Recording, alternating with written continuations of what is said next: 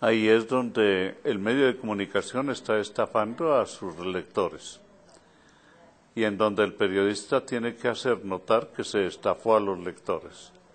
Porque cuando el título no corresponde a la información, allí hay una mentira o un error. Es mentira si se trata de ajustar los contenidos a una línea previamente establecida.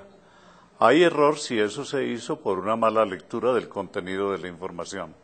En cualquiera de los dos casos surge una obligación muy clara para el medio y para el periodista. Yo como periodista he elaborado mi información. Un tal editor resolvió ponerle un título y el título no corresponde. Mi obligación al día siguiente es pedir razón de eso. ¿Por qué? ¿Por qué no coincidió? Y no tanto por pundonor profesional, que también es una razón, sino sobre todo porque se está engañando a los lectores. Un buen medio de comunicación, un buen periódico o noticiero de radio o de televisión, hace cifrar su orgullo en que se le dé al lector, al receptor, un producto de la mejor calidad. Y la mejor calidad tiene que ver con la verdad rigurosa. El periodista allí tiene que defender su trabajo. Es que es una obligación de uno como periodista.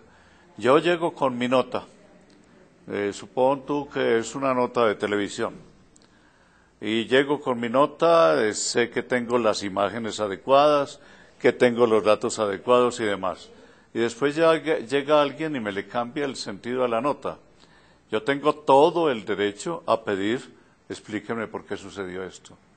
Y a pedir razones que sean convincentes, porque yo estaré defendiendo no únicamente mi trabajo, sino defendiendo a los receptores, a los televidentes, que ellos tienen derecho a que no se les mienta y a que no se alteren los hechos. Eso es propio del periodista. Claro que hay maneras de hacerlo. Habrá el periodista muy impulsivo que se va a romper la cabeza contra el muro autoritario del editor.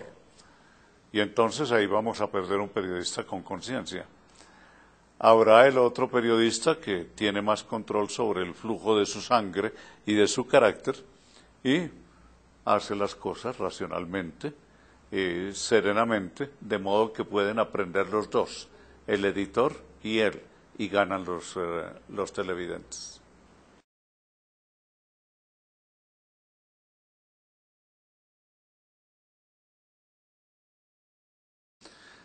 Este es un tema que he tenido que afrontar y que he observado con mucho interés en los 3 últimos viajes que he hecho a Quito. Y siempre me toca hablar sobre este asunto. Mi percepción sobre eso es la siguiente. Son temas que no se pueden discutir con un sentido emocional. Y veo que hay mucha emotividad siempre que se trata el tema de la ley de comunicaciones. Me parece que es una gran coyuntura que hay para los periodistas de examinarse a sí mismos y de examinar el ejercicio de su profesión en el Ecuador.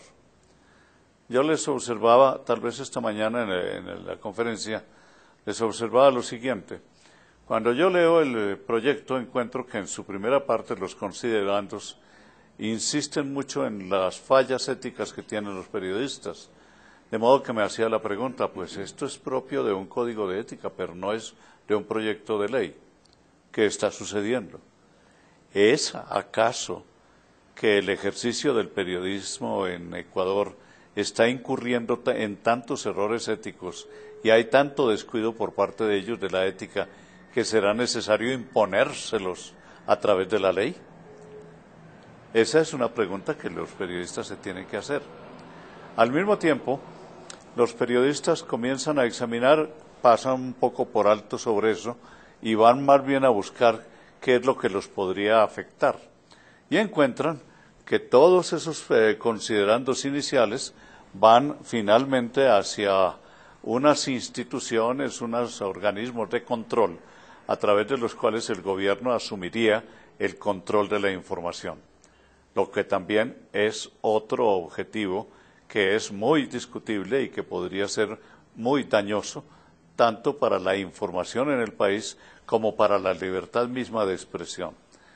Habría que considerar esos dos aspectos y considerarlos serenamente sobre lo que ofrecen de realidad y lo que ofrecen también de intencionalidad por parte del gobierno.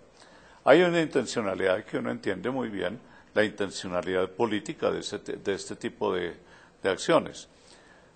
No se puede olvidar que los gobiernos tienen una obligación, y es una obligación ante la cual los gobiernos trastabillan mucho, que es esta.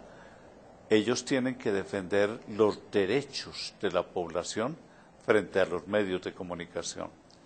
Pero si generalmente se muestran reticentes para hacer esa defensa de los derechos, es porque eso tiene unos altos costos políticos. Me explico. Un gobierno que entra a manejar la forma de dar información es un gobierno a quien no se le cree, porque generalmente se va a creer que él quiere aprovechar eso para controlar la información. Es muy sensible para un gobierno el control de la información, y es lo más apetecible por un gobierno fuerte, el fortalecerse también controlando la información. Los periodistas tienen que considerar esto con toda serenidad, pero también con toda energía, porque es uno de sus deberes éticos defender la libertad de expresión, puesto que en la libertad de expresión está incluido el derecho de la gente a una información libre y completa.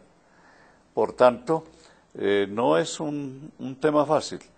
A veces titularán, como tú dices, esta es una ley mordaza. Es la percepción, y habría la oportunidad de pedir explicación.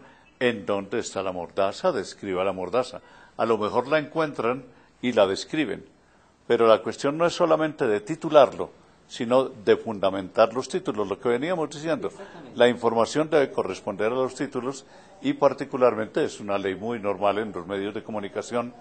Los títulos de las noticias no deben ser editorializantes. Ese es el punto. Deben corresponder a los hechos. En periodismo la opinión no se tiene que mezclar con la información. La opinión es un complemento de la información, va más allá de la información, pero la información más ortodoxa, más ética, es aquella que se limita a los hechos. De pronto es imposible la objetividad, es imposible, pero sí es indispensable la honestidad.